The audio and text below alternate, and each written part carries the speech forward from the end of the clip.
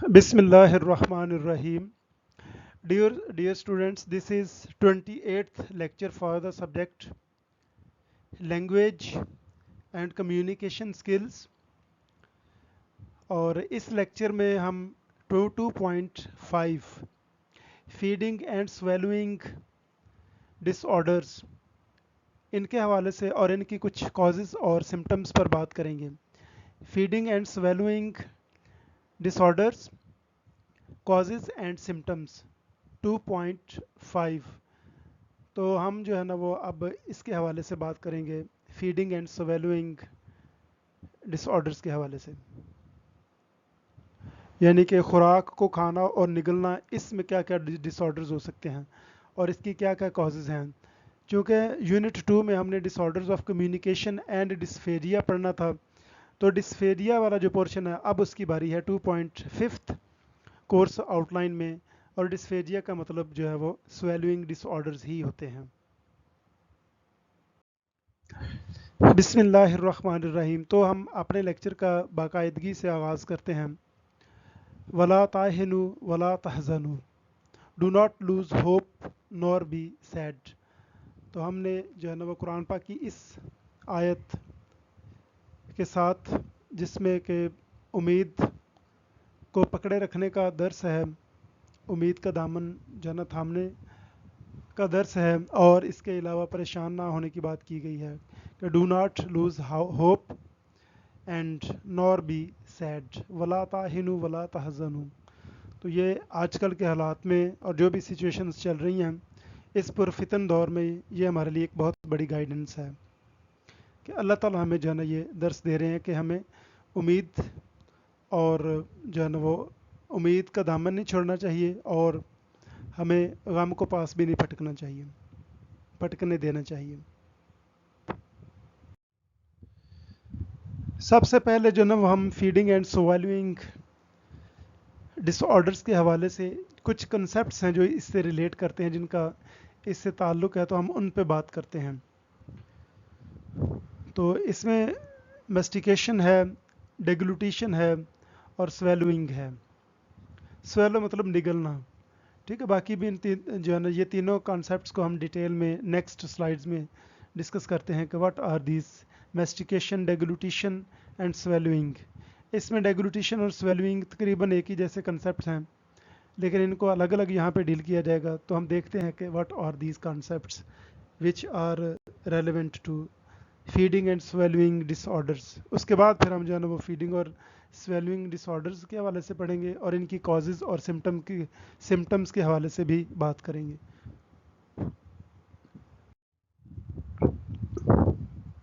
सबसे पहले जो है ना वो हम मेस्टिकेशन के हवाले से बात करते हैं।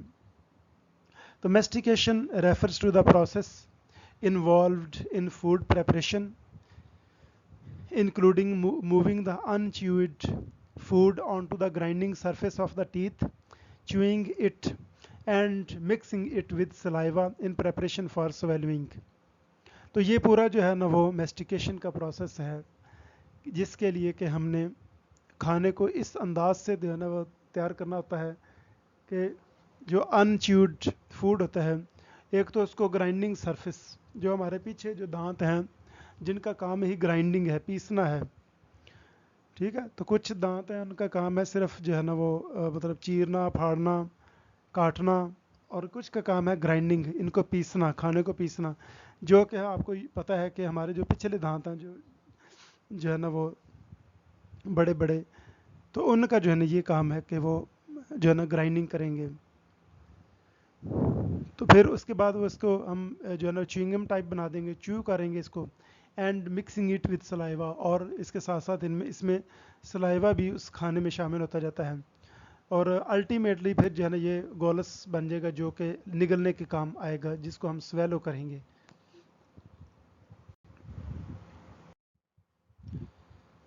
नेक्स्ट हमारे पास कंसेप्ट आ जाता है डेग्लूटिशन। तो डेग्लूटिशन रेफर्स टू स्वेलोइंग, ठीक है। तो इसका भी ताल्लुक निगलने से ही है। तो these two biological processes require the integration of lingual, velar, pharyngeal and facial muscle movement with laryngeal adjustments and respiratory control। तो ये जो दो बायोलॉजिकल प्रोसेसेस हैं, इनमें बड़े जो है ना वो हमारे अज़ा मुख्तलिफ जो है ना वो शामिल होते हैं। जैसे ज़ुबान, वेलर मतलब जो हमारे सॉफ्ट पैलेट है उसके मसल्स, फेरिंग्स और फेशियल मसल्स मूवमेंट्स, लैरिंग्स की कुछ एडजस्टमेंट्स और इवन रेस्पिरेटरी सिस्टम को यानी रेस्पिरेशंस को कंट्रोल करना, सांस को। अब ये तो नहीं हो सकता कि आप एक ही वक्त में खा रहे हों और साथ साथ सांस भी ले रहे हों। तो जब आप खाना खा रहे होते हैं तो आपको सांस रोकना पड़ता है।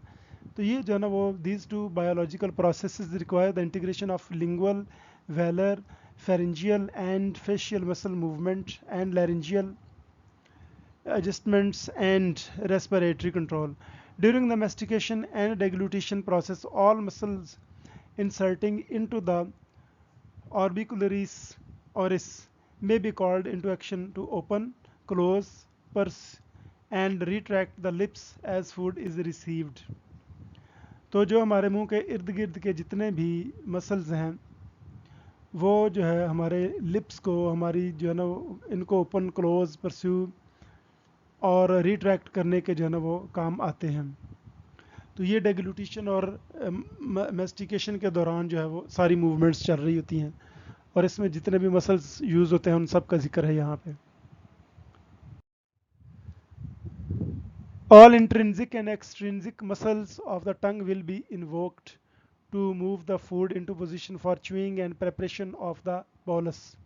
तो bolus है वो जो either liquid or a mass of food for swelling, यानी जो हम रोटी खाते हैं, जो आपने फॉर एग्जांपल आपने चिकन का एक पीस खा लिया है तो आप उसको जो है ना वो बार बार आपकी ज़ुबान जो है ना दांत के नीचे दे रही होती है, जो पीछे दांत हैं, दाढ़ें जिन्हें कहते हैं पंजाबी में, तो उन दंदानों के नीचे जो है ना वो दे रही होती है। वो फिर उनको पीस पीस के मतलब इस काबिल बना देता है, सेमी लिक्विड सा जो कि हम फिर आसानी से स्वेलो कर सकते हैं।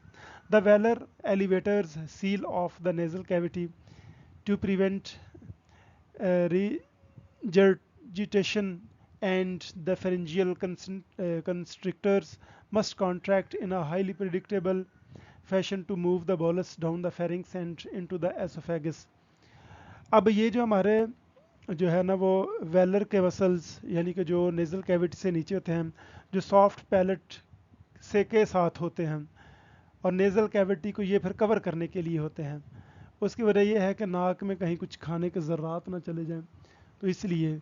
और इसकी पोजीशन इनकी ऐसे होती है कि अल्टीमेटली खाने को फेरिंग्स और जो है ना वो इनटू द एसोफेगस जाना ही पड़ता है, वरना अगर ऐसा ना हो तो फिर बहुत सारी मुश्किलात आ सकती हैं। और जिन बच्चों को जो है ना वो हमने पीछे देखा था कि स्वेलिंग डिसऑर्डर्स, इवन स्पोकन में जो है ना कितने मसाइल आ रहे थे इन मसल्स के ना होने की वजह से या काम ना प्रॉपर करने की वजह से। डेग्लूटेशन में अगर हम मज़ीद बात करें, with the addition of laryngeal elevation more than 55 pairs of muscles whose timing and innervation patterns must be coordinated through the accurate activation of cranial and spinal nerves। तो जो हमारे स्पाइनल एंड cranial nerves हैं उनका भी वक्त पे काम करना, एक्टिवेट होना इस सारे प्रोसेस को, क्योंकि तकरीबन जो है ना वो लैरिंजियल एलिवेशन के लैरिंक्स से ऊपर जहाँ पर हमारे सारे वोकल कॉर्ड्स होते हैं और जो है ना वो ग्लोटस होता है, तो ये तभी जो है ना वो कंट्रोल कर पाएंगे कि जब हमारे क्रैनियल और स्पाइनल नर्व्स से जितने भी उससे रेलेवेंट मसल्स हैं वो सारे कंट्रोल हो रहे हों कि आया खुराक जो है ना कहीं और तो नहीं, सांस की नाली में तो नहीं जा रही या नेज़ल कैविटी में या मुंह में ही ना रह जाए, बल्कि ये सारे फैक्टर्स उस वक्त तक ही कामयाब होंगे जब तक कि खुराक जो है वो एसोफेगस या खुराक की नाली, ट्रैकिया जिसका एक हिस्सा है, तो वहाँ पे जाए, तब ही पॉसिबिलिटी है इसके हज़म होने की और आगे जो पूरा डाइजेशन का एक पूरा निज़ाम है उसके चलने की। अब हम बात करते हैं स्वेलविंग के हवाले से। तो स्वेलविंग समटाइम्स कॉल्ड डेग्लूटिशन, ये तकरीबन जो है ना वो सिनोनिमसली भी यूज़ हो सकते हैं। And swallowing is the process in the human or animal body that allows for a substance to pass from the mouth to the pharynx and into the esophagus while shutting the epiglottis. तो जो सांस की नाली है उधर का ये सारा रास्ता बंद करके तो फेरिंक्स यानी माउथ से फेरिंक्स में और फिर एसोफेगस और वहाँ से जो है ना वो स्टमक में, तो इन चीज़ों को पहुँचाने का जो एक पूरा प्रोसेस है इसको हम कहते हैं swallowing. Swallowing is an important part of eating and drinking, और ये बहुत अहम है कि आप जो है ना वो इसके बगैर कोई चीज़ जो है ना वो नीचे गले से नीचे नहीं भेज सकते, कि अगर इस प्रोसेस में कोई इशू आ गया तो बड़े ही बहुत ज़्यादा मसाइल जो है ना वो पेश आते हैं. If the process fails and the material such as food, drink or medicine goes through the trachea, then choking or pulmonary aspiration can occur. मतलब इधर कोई इशू हो गया और ट्रैकिया में जो कि सांस की नाली है तो उधर कोई चीज़ चली जाए तो फिर चोकिंग जो है ना वो गले में कोई चीज़ किसी चीज़ का फंस जाना, एक तो ये इशू, फिर पल्मोनरी एस्पायरेशन तो सांस ना आना, ये दोनों मसाइल आ सकते हैं. In the human body the automatic temporary closing of the epiglottis is controlled by the swallowing reflex. तो ये कुदरती तौर पर अल्लाह ताला ने जो एक निज़ाम रखा हुआ है, तो बिल्कुल जो है ना फ़ौरन जो है ना वो सिग्नल्स पहुंच जाते हैं कि कोई चीज़ जो है ना वो आपने स्वेलो करनी है, निगलनी है, तो फ़ौरन एपिग्लोटिस जो है वो उसको बंद कर देता है सांस की नाली को. The portion of food, drink or other material that will move through the neck in one swallow is called a bolus. तो वो जो एक लुकमा सा जो कि मतलब एक वक्त में हम निगलते हैं उसको बोलस कहते हैं. वो कुछ भी हो सकता है, फूड हो सकता है, ड्रिंक हो सकता है. तो ड्रिंक तो घूंट जो हम कहते हैं जी, घूंट घूंट करके पिए, तो वो एक घूंट जो ऐसे हम जो है ना उसको निगलते हैं, उसको स्वेलो करते हैं, तो उसकी बात कर रहे हैं ये, तो उसको कहते क्या है, बोलस कहते हैं. तो इस तरह जो है ना वो स्वेलोइंग का जो प्रोसेस है, स्वेलो करने का, निगलने का, वो प्रोसेस जो है ना वो पूरा हो जाता है. तो ये जो थे इससे पहले पहले हमने जो है ना 3 कॉन्सेप्ट्स जो है ना उन पे बात की है, मेस्टिकेशन, डेगलूटिशन और स्वेलुइंग. तो इनके बगैर जो है ना वो हमें आगे समझ नहीं आनी थी कि आगे हम बात क्या करने जा रहे हैं, कि आखिर ये डिसऑर्डर्स क्यों हो रहे हैं, इनका मामला क्या है. तो डिस्फेरिया और स्वेलुइंग डिसऑर्डर्स, तो हम इन पे बात करने करते हैं. Swallowing disorders, also called dysphagia, is the medical term for the symptom of difficulty in swallowing. तो ये जो difficulty in swallowing है, इसका जो medical term है, इसके लिए जो medical name है, that's dysphagia. It can occur at different stages in the swallowing process. तो ये जो है ना वो किसी भी स्टेज में ये जो ना हो सकता है. औरल फेज मतलब ये जो जिस वक्त हम जो है ना वो मुंह के अंदर जिसकी बात हो रही है. सकिंग, जब हमने इसको जो है ना वो किसी चीज़ से जो है ना उसको करना होता है, कोई चीज़ जो है ना वो सक करना होती है. च्यूइंग, ठीक है, जैसे हम जो है ना वो पाइप से जो है ना जूस सक कर रहे होते हैं तो उस वक्त भी ये हो सकता है. च्यूइंग, जब हम इसको च्यू कर रहे होते हैं, चिबा रहे होते हैं. एंड मूविंग फूड और लिक्विड इनटू द थ्रोट. तो ये बिल्कुल हम चूँकि जो है ना अल्हम्दुलिल्लाह सब खा पी रहे हैं, तो हमें ये जितने भी फेजेज़ हैं इन सब का हमें अंदाज़ा हो जाता है कि अब किस पोर्शन की बात हो रही है, किस हिस्से की जिस्म के जो है ना वो ख़ासकर जो है ना वो एसोफेगस, ट्रैकिया एट्सेट्रा, इनके किस किस हिस्से की बात हो रही है. तो अगर आप एक दफ़ा इस पर कोई वीडियो देख लेंगे तो आपको बहुत ज़्यादा आसानी हो जाएगी कि ये कैसे ये सारा प्रोसेस होता है. तो swallowing disorders, also called dysphagia, is the medical term for the symptom of difficulty in swallowing. It can occur at different stages in the swallowing process, यानी oral phase, sucking, chewing and moving food or liquid into the throat. तो गले में जब इसको move करने के लिए, तब जो है ना इन सब कंडीशंस में ये हो सकता है. Swallowing disorders include many diseases and conditions that cause difficulty in passing food or liquid from the mouth into the throat and esophagus, moving food down the esophagus, or having a sensation of pain during swallowing. यानी ये मुख्तलिफ मसाइल आ सकते हैं, यानी food को या लिक्विड को जो है ना माउथ से गले में या एसोफेगस में जो खुराक की नाली है उसमें भेजने में इशू होना, moving food down the oesophagus और एसोफेगस से नीचे यानी कि स्टमक की तरफ, या जब हम स्वेलो कर रहे होते हैं तो उस वक्त बहुत ज़्यादा पेन, जब हमारे गले ख़राब होते हैं तो हमें कितने मसाइल आते हैं, हमसे कोई चीज़ नहीं निगली जा रही होती, स्वेलिंग को ऐसे जो है ना वो दर्द की जो है ना टेसें उठ रही होती हैं, तो ये सारे जो है ना इसी वजह से हो रहे थे। तो swallowing disorders include many diseases and conditions that cause difficulty in passing food और liquid from the mouth into the throat and oesophagus, moving food down the oesophagus और having a sensation of pain during swallowing. तो ये जो है ना अभी भी हम इस पे बात कर रहे हैं, डिस्फेजिया और स्वेलिंग डिसऑर्डर्स पे, तो इस पे हम मज़ीद बात करेंगे, बड़ी तफसील से जो है हम डिस्कस करेंगे। अब हम बात करते हैं कि कॉजेज़ इसकी क्या हो सकती हैं। Causes and symptoms of swallowing problems. The causes and symptoms of swallowing problems depend on the location of the difficulty. तो ये ज़्यादातर डिपेंड करती हैं कि लोकेशन क्या है, कि कहाँ पे कौन से हिस्से में जिसका जो है ना वो ताल्लुक़ है निगलने से, तो उसके उस सिस्टम से उस निज़ाम के कौन से हिस्से में मसला आ रहा है। They are usually grouped into two categories, इसको जो है ना वो ऑरोफेरेंजियल भी कहते हैं और एसोफेजियल भी कहते हैं। एसोफेगस से और यानी कि औरल और फेरिंग्स, इन दोनों को मिला के जो है ना वो बात हो रही है। तो अब हम इनको देखते हैं कि इनमें क्या क्या है हमारे लिए। अगर हम ऑरोफेरेंजियल डिस्फेजिया की बात करें तो ऑरोफेरेंजियल dysphagia is caused by diseases or disorders affecting the mouth and throat. तो ये जो है ना बिल्कुल आप कह लें कि माउथ और इसके नीचे जो है ना नीचे थोड़ा सा 2-3 इंच का जो गला है, इतने से हमारा ताल्लुक बनता है ऑरोफेरेंजियल डिस्फेजिया का।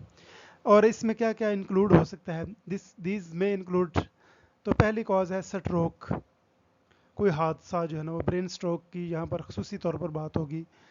Stroke may affect the parts of the brain that control the voluntary phase of swallowing in the mouth.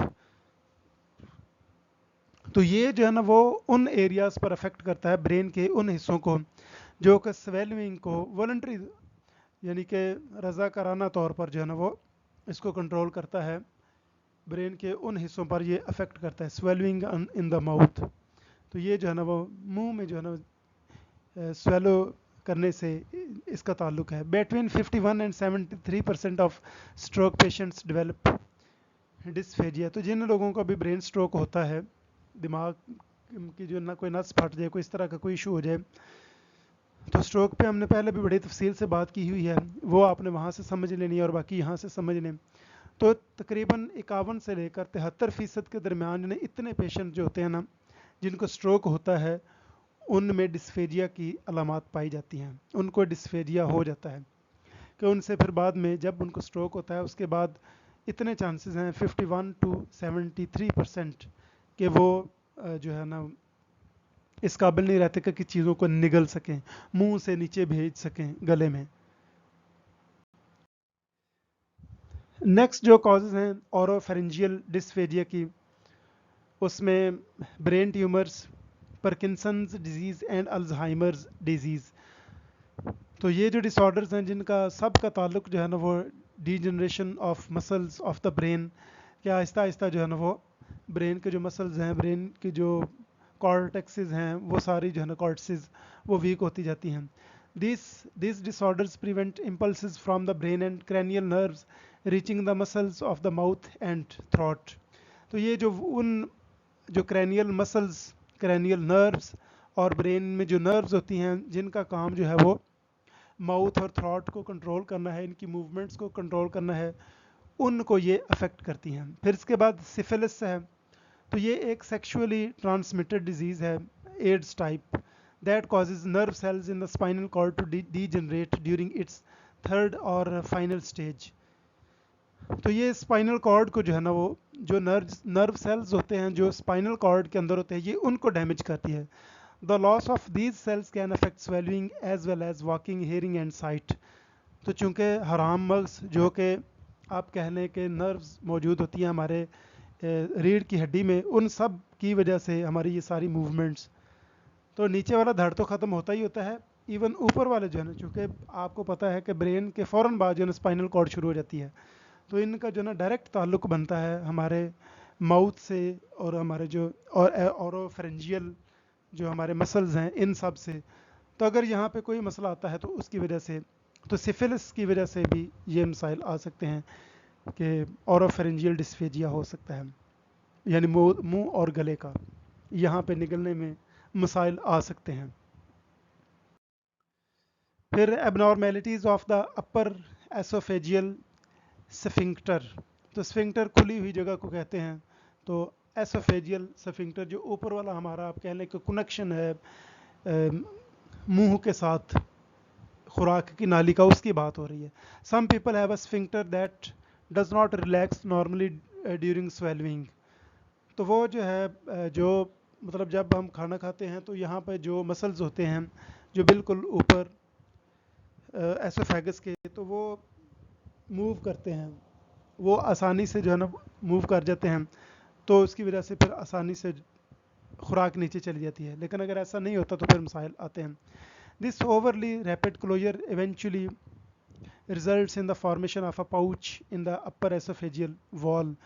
तो जब ये नहीं होगा तो फिर क्या होगा कि जो अपर एसोफेजियल वॉल है उसमें एक पाउच सा बन जाता है। नेक्स्ट है cancerous tumours of the throat and oesophagus. कि अगर ट्यूमर्स बन गए, कोई रसौलियाँ बन जाएं एसोफेगस में और गले में, वो भी डिस्फेजिया की एक बहुत बड़ी कॉज बन जाती हैं। This cause dysphagia by blocking the passage of food. तो जब वहाँ पे ब्लॉकेज होगी, आगे जो है ना वो जो नालियाँ हैं उनके अंदर बड़ी बड़ी रसौलियाँ आ जाएंगी, तो वहाँ से खुराक का नीचे जाना बहुत मुश्किल है। तो ये एक बहुत बड़ी, तो abnormalities of the upper esophageal sphincter, फिर cancerous tumours of the throat and oesophagus, ये दो जो है ना इन दो कॉजेज़ पे हमने इस स्लाइड में बात की है। फिर हम मज़ीद इस पे बात करें तो कॉजेज़ ऑफ ऑरोफेरेंजियल डिस्फेजिया, उसमें मायास्थेनिया ग्रेविस आ जाता है। तो ये जो है ना लूजनिंग ऑफ या वीकनेस जो है ना मसल्स की, कि इंसान के पूरे जिस्म के मसल्स जो है ना वो बहुत वीक हो जाते हैं, ऐसे ढीले ढीले हो जाते हैं। यानी आंखों के जैसे मसल्स हैं तो ये बहुत नीचे तक जो है ना वो आए हुए होंगे। ठीक है, नॉर्मल बंदे के तो मतलब जो उसकी पलकें हैं और जो उसका ये सारा जो है ना वो आंखों के इर्द गिर्द का जितना भी जो है ना वो गोश्त है, ये सारा बिल्कुल सही हालत में रहता है। लेकिन जो मायास्थेनिया ग्रेविस के जो शिकार होते हैं तो उनके जो ना ये ढलक जाता है, ये लटक जाता है, तो ये इस इशू इनके साथ आ जाता है। तो पोलियो है, इसके बाद मस्कुलर डिस्ट्रॉफी है। तो मसल्स के बेसिकली ये सारे मसल्स के इश्यूज हैं। तो जब मसल्स काम नहीं करेंगे, पट्टे काम नहीं करेंगे, तो कैसे हो सकता है कि आसानी से इंसान स्वेलो कर सके, निगल सके चीज़ों को। तो disease affecting skeletal muscles elsewhere in the body also affect swelling. तो अगर बाकी पूरे जिस्म के जो है ना वो ढांचे को मुतासर कर रहे हैं, स्वेलो करने का निज़ाम भी डिस्टर्ब हो जाएगा। Then oesophageal rings and webs of tissues का, जो एसोफेगस के गिर्द जो रिंग्स और वेब्स बने हुए हैं टिश्यूज़ के, वो भी जो है ना एक मसला बन सकते हैं। These are non cancerous membranes along the walls of the oesophagus that some people are born with. ठीक है, तो ये जो ना एसोफेगस में मुख्तलिफ उनके मतलब टिश्यूज़ के जो गुच्छे हैं ना वो जाल से, वो उनके एसोफेगस के जैसे, अगर आप देखें ना कि पाइप के अंदर जब जाले से बन जाते हैं ये हरे हरी जो ना फंजाई के, एलजी फंजाई वगैरह जो हम पानी वाले पाइप्स होते हैं, तो बिल्कुल ऐसे ही जो ना इंसानी जिस्म की जो ये जो एसोफेगस है, खुराक की नाली है, तो इसके अंदर भी जो है ना वो उसी तरह के जाले से आप कह लें कि टिश्यूज़ के जाल सा बन जाता है, रिंग्स बन जाते हैं। तो उनकी वजह से भी जब हमारी खुराक की नाली तंग होगी तो खुराक कैसे अंदर जा सकती है। तो ये बिल्कुल जो है ना उसकी ही बात कर रहे हैं। अच्छा, अब ऑरोफेरेंजियल जो डिस्फेजिया है इसके साथ कुछ कॉजेज़ भी जो है ना वो जुड़ी हुई हैं। तो उसमें जो है ना वो मतलब हमें कैसे पता चलेगा कि आया ऑरोफेरेंजियल जो है ना डिस्फेजिया है। तो इसमें सबसे पहले जो बात होगी वो कफिंग और चोकिंग, कि जैसे खाना खाते वक्त चोकिंग हो जाती है, कुछ गले में चीज़ अटक जाती है, फंस जाती है, तो उसकी वजह से हमें हमारा क्या असर होता है, आंखें उल्टी होने को आ जाती हैं और आंखों में पानी आ जाता है, नाक से इवन पानी आ जाता है। ठीक है, तो ये जो है ना वो बड़ी, तो कफिंग और चोकिंग, खांसी का लग जाना है शदीद किस्म की, इवन इंसान के गले को सिर्फ मिर्चें ही लग जाए तो उसका क्या असर होता है वो आप सब ने एक्सपीरियंस किया ही होगा। फिर a nasal quality to the patient's voice, कि जो उसकी नाक से आने वाली आवाज़ें उनकी क्वालिटी भी बताती है कि इसकी क्या सूरत हाल है, इसके एसोफेगस में या ऑरोफेरेंजियल जो है ना वो डिस्फेरिया का ये शिकार है। फिर रीगर्जिटेशन, तो ये रीगर्जिटेशन जो है refers to food coming back up through the mouth और nose when swallowing is not proceeding normally. तो जो है ना इंसान का जो है ना मुंह से और नाक से जो है ना खुराक का वापस आ जाना, तो ये एक बहुत बड़ी इसकी एग्जांपल है। जब स्वेलविंग नॉर्मली नहीं हो रही होती तो उस वक्त ये इशू जो है ना वो सामने आता है। मज़ीद हम इस पर बात करें तो सिम्टम्स ऑफ जो एसोसिएट करती हैं ऑरोफेरेंजियल डिस्फेरिया के साथ, उसमें शामिल हैं एस्पायरेशन। तो aspiration occurs when the bolus enters the respiratory system, यानी the windpipe and the lungs rather than proceeding down the digestive tract. तो एस्पायरेशन हम इसे कहते हैं। रेस्पिरेशन है सांस का लेना, एस्पायरेशन है कि जहाँ जब सांस की नाली में खुराक चली जाए, खाने वाली चीज़ें जाए, तो इसके बाद क्या असर होता है, ये अक्सर लोगों के साथ जो है ना बहुत मिसहैप्स हो जाते हैं। तो इसको कहते हैं एस्पायरेशन। तो वो फिर उसको वापस जो है ना वो करना बड़ा मुश्किल काम होता है। Some seniors experience globus along with the dysphagia, यानी कि जो ग्लोबस है ये जो है ना उनके साथ सम सीनियर्स जो बड़ी उम्र के लोग होते हैं, तो उनको जो है ना वो डिस्फेरिया के साथ साथ जो है ना ये भी इशू आता है कि उनकी खुराक बाहर निकलना शुरू हो जाती है। फिर chest pain, this symptom is often found in anxious और डिप्रेस्ड पेशेंट्स विद डिस्फेरिया। तो ये जो है ना इनका एंग्जाइटी और डिप्रेशन से ताल्लुक है। फिर bad breath, this is a common symptom of Zenker's diverticulum, यानी कि बैड ब्रेथ का मतलब है कि बहुत ना खुशगवार किस्म का, यानी हर वक्त जो है ना वो मुंह से स्मेल लाते रहना। तो रोज़ों में तो जायज़ है, उस वो तो अल्लाह ताला को मुश्क और अंबर से भी ज़्यादा पसंद है, लेकिन आम जो रूटीन में आ रही है तो वो फिर जो है ना यही मसला है कि आपकी खुराक जो है ना वो सही जगह पे नहीं पहुंच रही, और वो फिर दोबारा से, क्योंकि अगर वो स्टमक में जाती है तो स्टमक तो उसको प्रॉपर जो है ना वो डाइजेस्ट करेगा, अगर स्टमक में भी इशू होगा तो भी वो शो करेगा। अब हम नेक्स्ट जो है हमारे पास एसोफेजियल डिस्फेरिया, जो कि दूसरी एक टाइप है और कॉजेज़ भी हैं और इसकी जो है ना वो सिम्टम्स हैं, तो अब हम इन पे बात करते हैं। तो कॉजेज़ ऑफ एसोफेजियल डिस्फेरिया इंक्लूड, तो एक्लेशिया है सबसे पहले, एक्लेजिया भी कह लेते हैं, एक्लेशिया भी कह लेते हैं। Achalasia is a disorder in which the sphincter at the lower end of the oesophagus does not relax normally and allow food to enter the stomach. तो स्फिंक्टर जो है ना, ये पहले मैंने आपको बताया, ये जोड़ होता है, जो गले और एसोफेगस के दरमियान था वो ऊपर वाला था। अब ये गले और अगर आप गौर से तस्वीर देखें, कोई डायग्राम देखें स्टमक की एसोफेगस के साथ, तो ये जो ना हर जहाँ से भी आगे अगर स्टमक से दूसरी, यानी कि जो है ना वो स्मॉल इंटेस्टाइन भी जुड़ी हुई है, तो वो वहाँ पे जोड़ सा बनता है, उसको स्फिंक्टर कहते हैं। तो अगर स्फिंक्टर इतना तंग है, उसमें कोई इशू आ गया है, तो उसकी वजह से भी जो है ना वो खुराक, तो एसोफेजियल का जो ताल्लुक है ये अब एसोफेगस से ही, यानी खुराक की नाली की बात होने लगी है। तो एक्लेशिया जो है ना is a disorder in which the sphincter at the lower end of the oesophagus does not relax normally and allow food to enter the stomach. तो फूड जो है वो स्टमक में नहीं जो है ना वो एंटर होने देता। फिर scleroderma, this is a disease characterized by fibrous deposits of collagen in the skin and internal organs। तो ये जो है ना ये आप कह लें फाइब्रस डिपॉजिट्स होते हैं कोलेजन के in the skin and internal organs के, जो मतलब कोलेजन होता है जो मुख्तलिफ तरह के मादे जमा होकर इकट्ठे हो जाते हैं, उनको हम जो है ना, कोलेजन बेसिकली मुख्तलिफ चीज़ों के जमने को कहते हैं, उनके इकट्ठे होने को। तो इन द स्किन, अगर ये स्किन में और इंटरनल ऑर्गन्स में जमा हो जाए तो it can cause a नर्विंग of the oesophagus near the point eight which it joins the stomach. तो ये आम तौर पर है स्क्लेरोडर्मा, ये स्टमक के करीब जो है उसको तंग कर देती है उस रास्ते को, तो उसकी वजह से फिर इंसान आसानी से स्वेलो नहीं कर सकता। अब इसकी कॉजेज़ क्या हो सकती हैं? Causes of oesophageal dysphagia include spontaneous spasms of the muscles of the oesophagus. एक तो ये है कि मसल्स जो हैं एसोफेगस के, उनमें उनकी हरकत बड़ी अचानक हो जाएगी। स्पैज़म मतलब उनमें आप कह लें कि हरकत नहीं रहेगी, वो मूव नहीं कर सकते आसानी से। फिर narrowing of the lower portion of the oesophagus by tumours, ये एक इसकी बहुत बड़ी कॉज हो सकती है कि जो lower portion of the oesophagus है उसमें ट्यूमर होने की वजह से जो है ना वो मतलब रास्ता तंग हो चुका हो।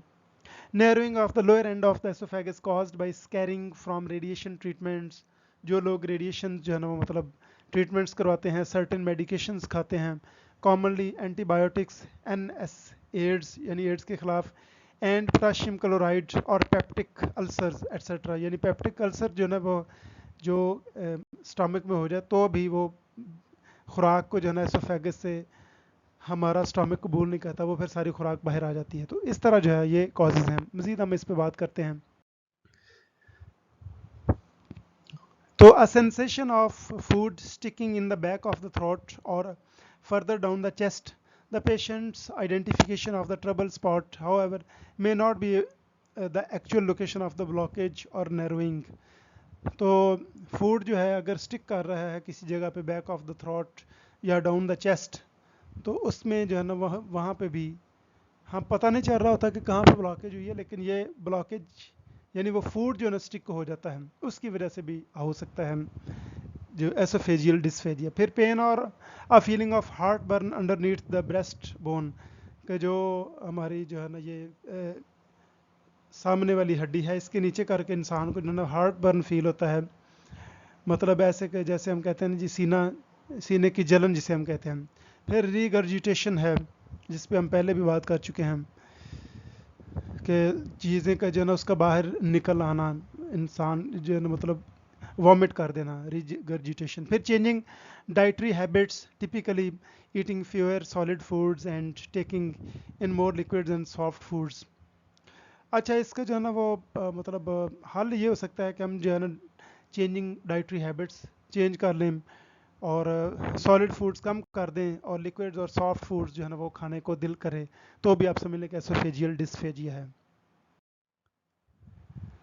तो इस तरह हमारा जो लेक्चर था डिस्फेजिया के हवाले से, जो इससे रिलेटेड टर्म्स थी, फिर हमने दो तरह से ओरोफेरेंजियल और एसोफेजियल दो तरह के जो है डिस्फेजिया की बात की है। तो अब हम जो है ना वो एक कोट की बात करते हैं। तो वो जिम रोहन की कोट है जो कि एक बहुत बड़े जो है ना मोटिवेशनल स्पीकर एंटरप्रेन्योर हैं, ख़ुद भी कामयाब हैं और दूसरों को भी कामयाबी के गुर बताते हैं। तो वो कहते हैं कि if you really want to do something you will find a way, if you don't you will find an excuse. If you really want to do something you will find a way, if you don't you will find an excuse. कि अगर आप वाकई कुछ करना चाहते हैं तो फिर आपको रास्ते मिलेंगे, फिर आप रास्ता तलाश कर लेंगे, लेकिन अगर आप नहीं करना चाहते तो फिर आपको बहुत ज़्यादा एक्सक्यूज़ेस, ठीक है, बहाने मिल जाएंगे। तो इसलिए हमें बहानों से बचने के बजाय हमें जो है ना वो कुछ करने की ठान लेनी चाहिए और हमें अल्लाह ताला कोई ना कोई रास्ता भी दिखा देगा। With this quote I want to say you thank you and good luck.